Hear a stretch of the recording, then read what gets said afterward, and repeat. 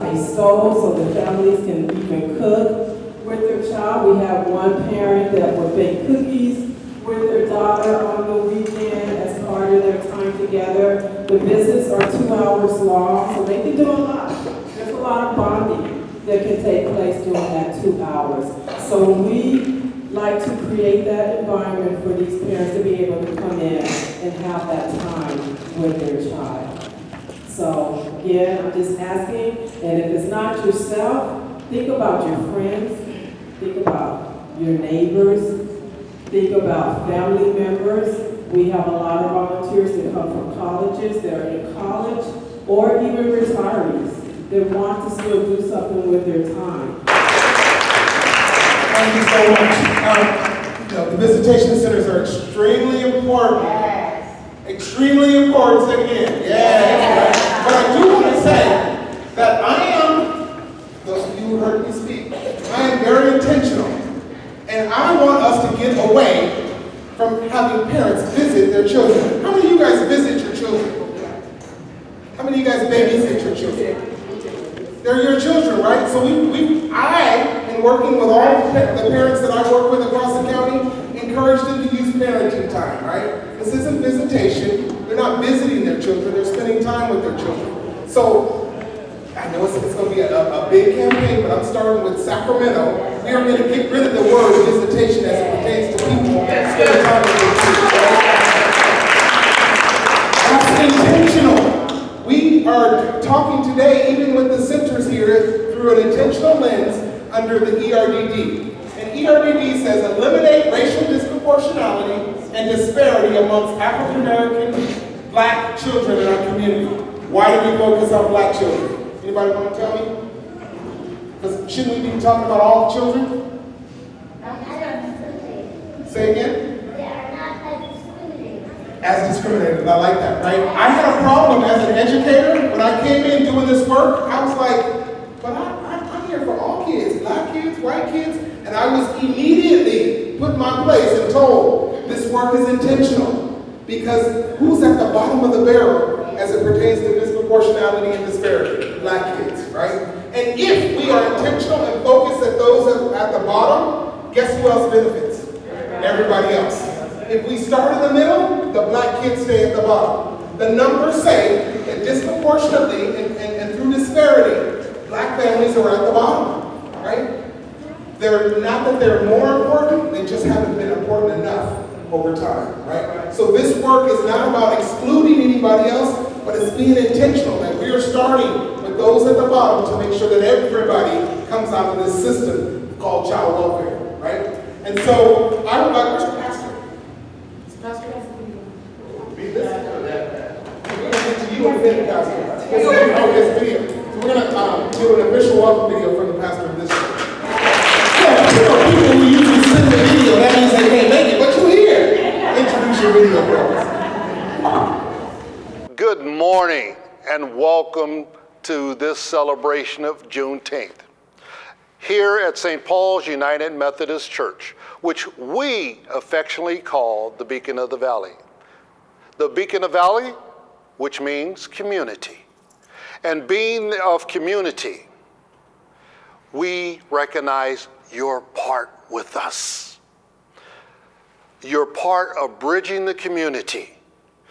You say what community? That of community of reflection. Reflection of self, God, and your neighbor. Who is my neighbor? Cultures, nationalities, religion, and all experiences that of life. The experiences of our history in order for us to change tomorrow. Therefore, in acknowledging your part today of being here, so let me be the first to say thank you. Let me be the first to say welcome. Let me be the first to say God bless you. This Juneteenth celebration here at St. Paul's United Methodist Church. I think the video says it all, but there again, it's good to see each and every one of you smile. That is a reflection of God. And let that smile be the character of God. as you continue to do this of being unity and community. Amen? All right. They have changed up my agenda 101 times. So I'm supposed to be doing introductions, but what I'd like to do to start off, because I like that he ended with community, right? When I came into the work, I worked at a community-based organization for 12 years, and as it pertained to child welfare, I looked to DCFS to solve all the child welfare problems before I started to partner with them. DCFS can't do it by themselves. The community can't do it by themselves, because they're a system that works with the community, right? We have to have a comprehensive, cohesive collaboration, partnership between community and systems in order to help families in the way that they need to be helped, right? These are the individuals that day in and day out, outside of their job, are here to partner with the department to make a difference in the lives of the families that we say we care about, right? But again, the other side of the partnership is the department. I see a couple of RAs. Adrian. Van Nuys office. I see Michael. Where's Santa Clarita. Michelle and I have committed with each other that we're going to do and partner, and we argue a lot, we fuss and fight. But the reality is that we are so committed to making things different for families that the partnership from the department and the community has great results, right? And so thank you for what you do, and I want to turn it over to you to move forward. So I'm going to show a video. It's called Young, Gifted, and Black by Sadie Daniels. She is a former foster youth from that emancipated out of our system with the Los Angeles County Department of Children and Family Services. So I just want to show this video really quick. To be young, to be gifted, to be parentless, genetically blacklisted, when even as kids the melanin skin is a risk. How much value do we extend towards their adolescent existence? As a whole, in this state, they're no more than 10%. How are Black kids close to double that within the system? How did we get here?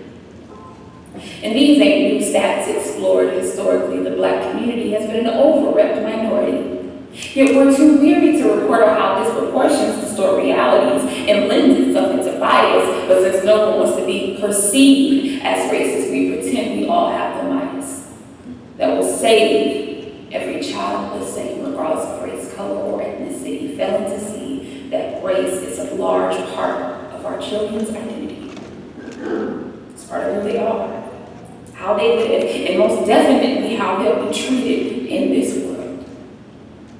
The children and families we serve can't afford to exist as colorblindly as we in our policies sometimes do.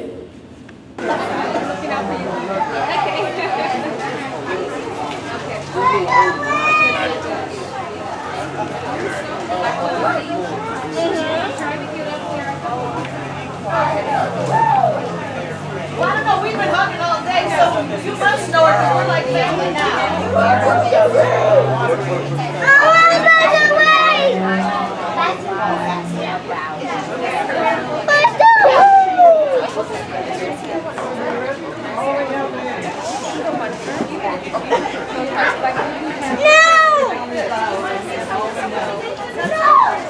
I need you to stay with me, okay? You're always in the inside. This is my husband, Nathan Armstrong. He's a couple weeks ago on a call, but Michael Russell was telling him about you might be looking for some additional applicants. 100% we are. So this is the man who runs the program. And/or,